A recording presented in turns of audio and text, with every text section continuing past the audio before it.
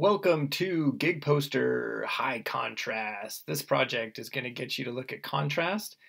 And contrast is the degree of difference between the lightest and darkest parts of a picture. So what does that actually mean visually? So here's a regular photo with very balanced blacks and whites. And then we've got all these grays and midtones, right? There's hardly any bright white and hardly any black, dark black.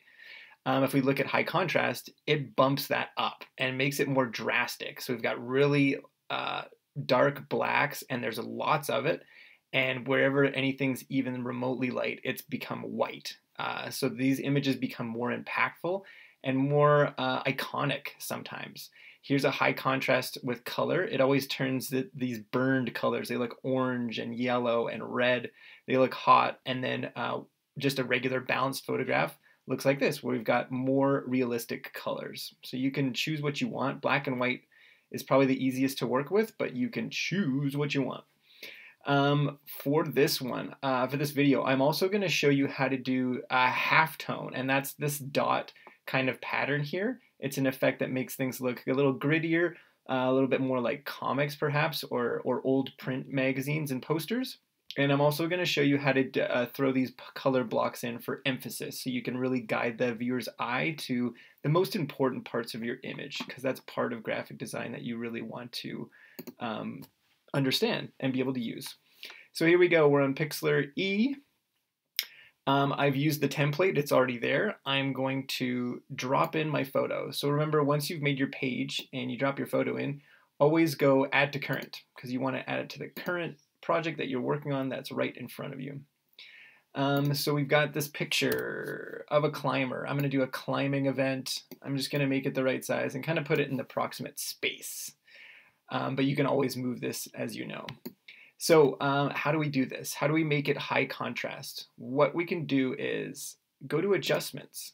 If you're going to keep it colorful, then you're just going to go straight to brightness and contrast. When you click on that, you get this box with these sliders, and you can crank up the contrast, and you can see the darks get darker and things just polarize. So lighter things are getting lighter, darker things are getting darker. Once you've maxed it out, you can see it's like a little high contrast right now. You can go apply, you can't go any further.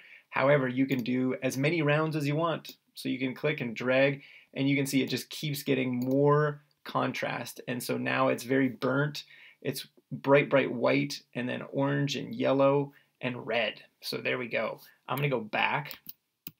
There we go. Now the original photo looks pale in comparison to what we just saw. Let's do it black and white. So if we go adjustments, if you're going black and white, you can go to desaturate. It just means take all the colors out or turn it black and white. There's a few ways you can do that, but that's the quickest, easiest way. And then once you've got that going, then you can do the same adjustment. So you can head on over to brightness and contrast under adjustments. And you can drag the bar, and you can see the blacks get blacker and the whites get whiter, and those midtones disappear in the same way as the color was. You can have as many rounds of this as you want. You can put it through the contrast, and it's kind of fun to see, how far you can take it. With two usually does it. This is very high contrast. She's starting to blend into the rocks, and so I'm going to leave it here. This looks great. So that's how you do high contrast. Very simple, very easy. If you want to use the halftone, this is how you do that. You can go to filter. Once you've got the contrast bumped up to where you want, you can go halftone. And look at that. It puts these dots in for where the darkness is. And so you can increase the frequency, so you can make the dots smaller, or you can make more dots, right? The frequency is high because we got more dots.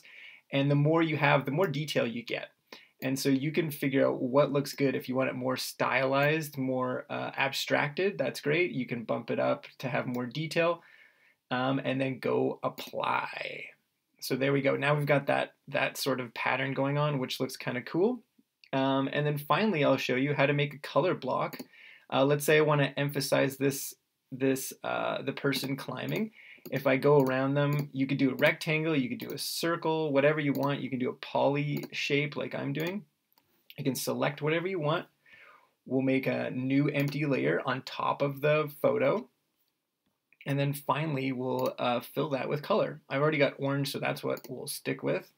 And now that you've got that, that's great. I'll deselect that and it's on top, which is perfect. That's where I want it.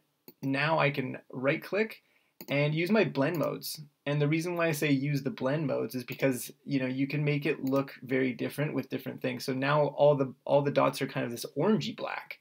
And each one you click on is going to be a little bit different. So you might find something that you like in these that makes it super cool. Now everything's orange and yellow. Kind of awesome. At this point, once you've got your element the way you want, then I would use the selections to cut it out and to place all your text, all of those things. So that's how you can emphasize your graphic imagery using high contrast, using halftone, and using color blocks to draw the viewer's eye and to really show them what's important. All right, good luck with your projects.